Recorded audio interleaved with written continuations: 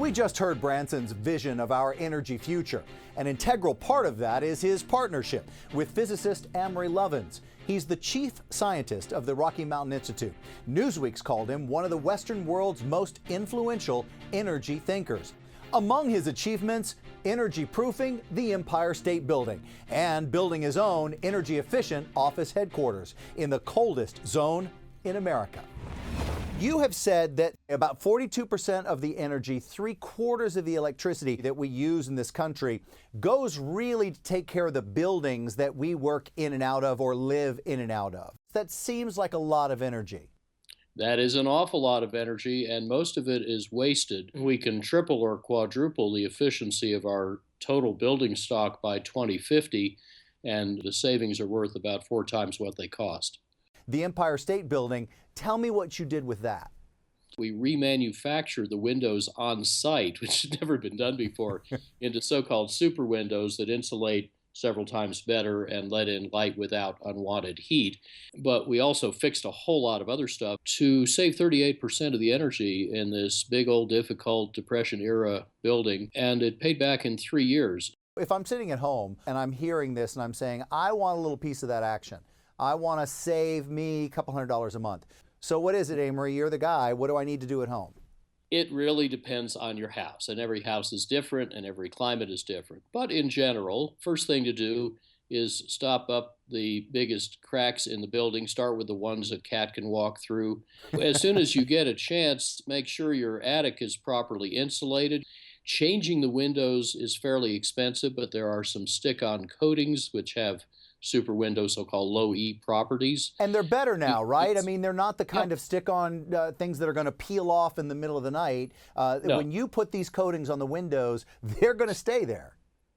Yeah, and you might start with any unshaded west windows that are letting in too much heat and driving your air conditioner more. And of course, just run stuff more thoughtfully. You may find that the temperature's set too high on your water heater. A lot of people have it set from the factory at 140, but you'll do fine with about 115. Of course, what's really nice is if you're going to fix up your house, do what we did in the Empire State Building. Try to make it really efficient before you replace a furnace or air conditioner, and then you'll need a much smaller one or possibly none. You guys have engineered and built a building in one of our cooler climates, and this building actually creates more energy than it uses. You can plug in your solar cars, and it's a beautiful building as well. So let's talk about where it is and what you've done. It's in Basalt, Colorado, about a half-hour west of Aspen. Of course, it's high in the Rockies, so it's the coldest climate zone in the country. And this building uses about a quarter of the total energy that's normal for an office in our coldest climate zone. And we actually make more than that with the solar panels on the roof, so our meter will run backwards more than forwards. We designed out all of the boilers and furnaces and chillers. That equipment just doesn't exist in this building because we designed it as a whole system to be passively comfortable. It keeps itself comfortable without combustion and without the air conditioning that buildings would normally need.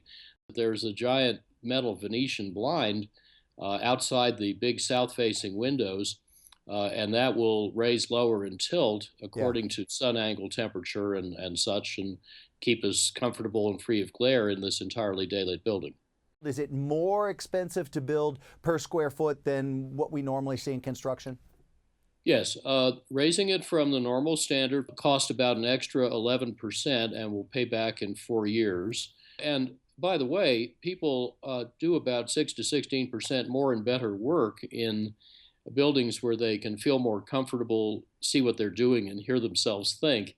Tell me, how do we in America just get rid of burning fossil fuels? And is it possible? Can we do it by 2050? Could we if we wanted to?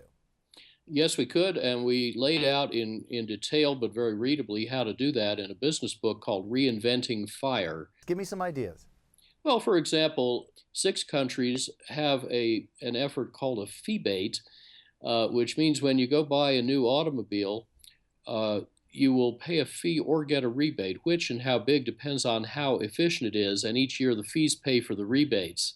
The more efficient it is, the bigger the rebate. If it's less efficient than the norm for that size that year, you pay a fee. depending on how inefficient it is, and you true it up each year so the fees pay for the rebates. And that in kind of induces the consumer to go get a car that's more efficient. Absolutely. And in fact, in Norway, where they do this the best, 22% of all the new cars sold last year were electric, compared with 0.7% in the US. And of course, that helps get our nation off oil, particularly imported oil, faster, and sending a bunch of money to folks who don't like us and maybe trying to kill us. Office buildings are a great place to get energy savings, Lovins says. They account for 3/4 of our country's electrical consumption. Now, up next, elephants, rhinos, chimpanzees. Well, some believe they're worth more dead than alive on an illegal market that is worth billions of dollars. This is going to blow you away. We are this close to wiping out these animals forever.